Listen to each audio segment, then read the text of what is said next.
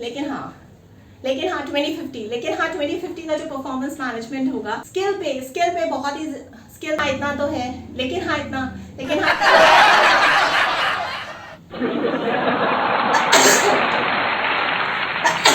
Advantages हैं तो disadvantage.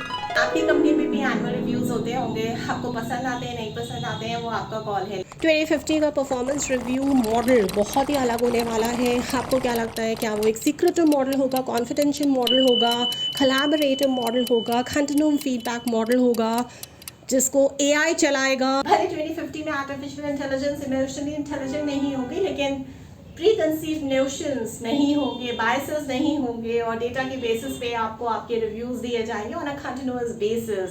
Team goals अलग होंगे, सेपरेट होने वाले हैं पर्सनल गोल से, आपके प्रोफेशनल गोल से। 2050 का जो परफॉर्मेंस मैनेजमेंट होगा, जो आर्टिफिशियल इंटेलिजेंस के थ्रू मैनेज किया जाएगा, उसमें इमोशनल इंटेलिजेंस की काफ़ी ज़्यादा कमी होने वाली है। कौन अर्ली अडॉप्टर्स है, कौन लेट अडॉप्टर्स रहे, समझना बनता ही है, क्योंकि इनडायरेक्टली भी नहीं बल्कि डायरेक्टली एनुअल रिव्यूज यानी कि परफॉर्मेंस रिव्यूज आपकी परफॉर्मेंस को हिट कर रहे हैं। एनुअल रिव्यूज यानी कि परफॉर्मेंस रिव्यूज कहीं ना कहीं ट्रेनिंग से रिलेटेड हैं। ट्रेनिंग में आप लोग अच्छी तरीके से डेवलप हो पाए हैं, नहीं हो पाए हैं, वो आपकी परफॉर्मेंस से आका जाएगा। इवैल्यूएशंस होंगे, तरह तरह के असेसमेंट्स होंगे, टेस्ट्स होंगे, क्विजेस होंगे, ऑब्जर्वेशंस होंगे। परफॉर्मेंस अगर अप टू द मार्क नहीं है तो आपको डेवलपमेंटल प्लान्स पे डाला जाएगा। फिर से आपका इंतज़ार किया जाएगा कि डेवलपमेंटल प्लान से आपको कोई फ़र्क पड़ रहा है, नहीं पड़ रहा है, और अगर आपकी performance up to the mark है या फिर बियॉन्ड द टारगेट्स है तो जाहिर सी बात है आप आउटशाइन कर देंगे बाकी कैंडिडेट्स को और रिवॉर्ड्स एंड रिकॉग्निशंस लेके निकल जाएंगे, फुर हो जाएंगे। 1/3 of the US companies are done away with annual reviews. लेकिन 2050 में इस तरीके का भी पाइपलाइन या फिर फ्रेमवर्क काम नहीं करेगा, मॉडल या मोज़ैक काम नहीं आएगा। क्यों? क्योंकि 2050 में ज़्यादा से ज़्यादा हम इंडिविजुअलिस्टिक होते जा रहे हैं। टीम वर्क की इम्पोर्टेंस तो बढ़ेगी, लेकिन उतना नहीं जितनी इंडिविजुअलिस्टिक नीड्स वॉन्ट्स हमारी बढ़ जाएंगी, डिमांड्स बढ़ जाएंगी। प्रोजेक्ट बेसिस पे हम काम किया करेंगे और वहाँ पे हमें अपने पर्सनल गोल्स भी इनकॉर्पोरेट करने पड़ेंगे। बहुत सारी कंपनियां ऐसी हैं जहाँ पे बहुत ही अच्छी तरीके से रिव्यूज हो रहे हैं, एनुअल रिव्यूज तो they are done away with, लेकिन जो भी रिव्यूज चल रहे हैं, फीडबैक्स दिए जा रहे हैं, वहाँ पे मैनेजर्स एम्प्लॉयज को फीडबैक दे रहे हैं, एम्प्लॉयज मैनेजर्स को फीडबैक दे रहे हैं, वाइस वर्सा हो रहा है। ये एक्सचेंज बहुत ही कमाल का है। होगा भी ऐसा ही ट्रांसफॉर्मेशन होगा, ज़रूर होगा। आप मैनेजर्स के थ्रू नहीं, AI के थ्रू आप फीडबैक्स लेंगे, and that too on a project to project basis. एक प्रोजेक्ट से दूसरे प्रोजेक्ट की हम परफॉर्मेंस नहीं आंक पाएंगे 2050 में। बहुत मुश्किल हो जाएगा प्रिडिक्टिव एनालिसिस करना, ट्रेंड एनालिसिस करना, मतलब समझ पाना कि ये एम्प्लॉई एक्चुअली कैसा एम्प्लॉय रहेगा हमारे साथ अगर ये काम करे तो। क्योंकि जब आप प्रोजेक्ट टू प्रोजेक्ट बेसिस पे आकलन करते हो ना किसी परफॉर्मेंस का, तो बहुत मुश्किल हो जाता है। मैं जानना चाहती हूँ कि क्या आपको लगता है कि आर्टिफिशियल इंटेलिजेंस जब आपको परफॉर्मेंस रिव्यूज़ देगी 2050 में, तो बस वो काफ़ी होंगे? हम AI रिच है, लेकिन हमने कभी भी अपनी इमोशनल इंटेलिजेंस को इस्तेमाल नहीं किया। जैसे जैसे युग बीते, सदियाँ, डेकेड्स, मिलेनियल्स होते गए, हम भूलते गए।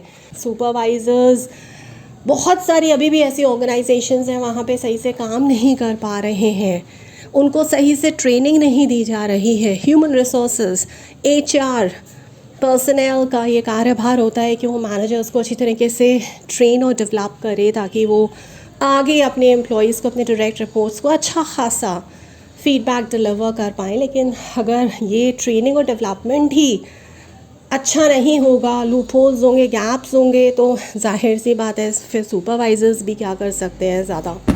तो यानी कि हर बंदा, हर क्रॉस फंक्शनल डिपार्टमेंट, लीडरशिप तक, यानी कि top to bottom, bottom to top, हर कोई चेन में जितने भी हायरार्किकल लेवल्स हैं वो कहीं ना कहीं किसी ना किसी तरीके से अकाउंटेबल हैं, क्योंकि परफॉर्मेंस रिव्यूज़ उतने बढ़िया पुख्ता नहीं हो पा रहे हैं।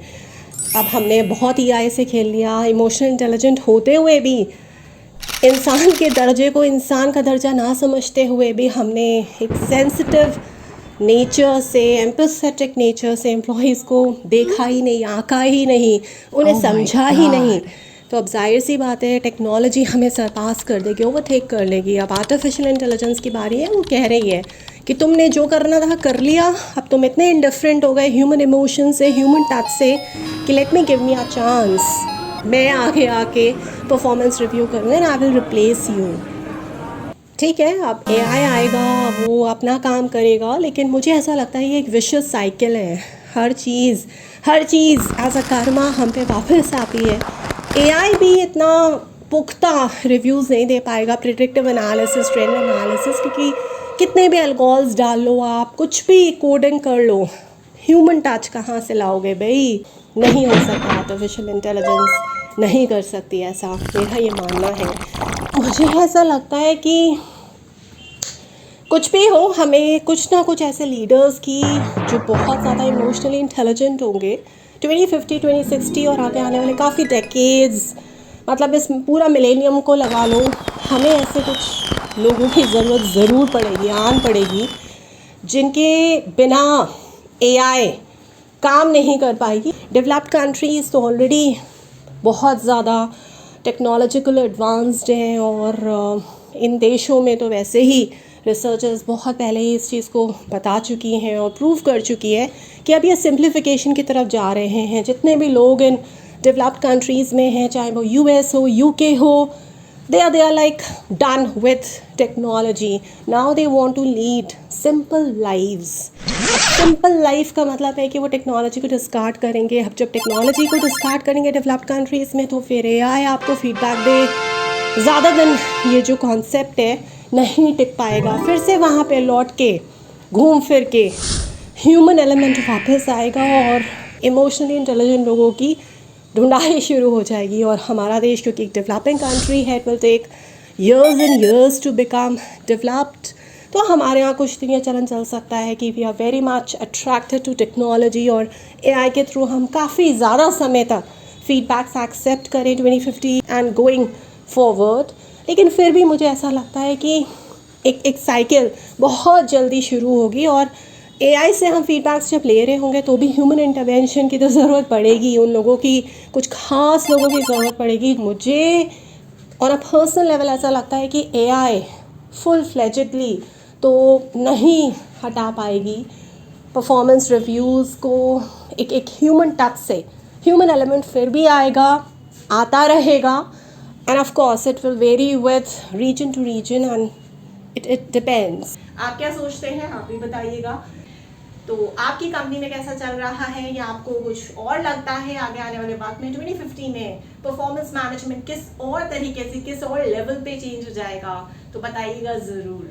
स्केल पे को लाइक शेयर सब्सक्राइब करना बिल्कुल मत भूलिए। अगर आप मुझे किसी international national business pitch competition या फिर केस कंपटीशन के लिए इनवाइट करना चाहते हैं, तो आप मुझे प्रपोजल्स भेज सकते हैं @varma.roli@gmail.com, या फिर आप मुझे पर्सनल मैसेज भी कर सकते हैं @9311659252। और अगर आप मेरे साथ अपॉइंटमेंट्स बुक करना चाहते हैं, पर्सनल सेशंस या गाइडेंस या मेंटरशिप चाहते हैं, तो भी आप मुझे व्हाट्सएप कर सकते हैं मेरे नंबर पे 9311659252। ज़्यादा से ज़्यादा स्किल पे को लाइक शेयर सब्सक्राइब करिए। स्किल पे के 5K सब्सक्राइबर्स बहुत ही जल्द होने वाले हैं। Thank you so much and do like share comment on skill पे।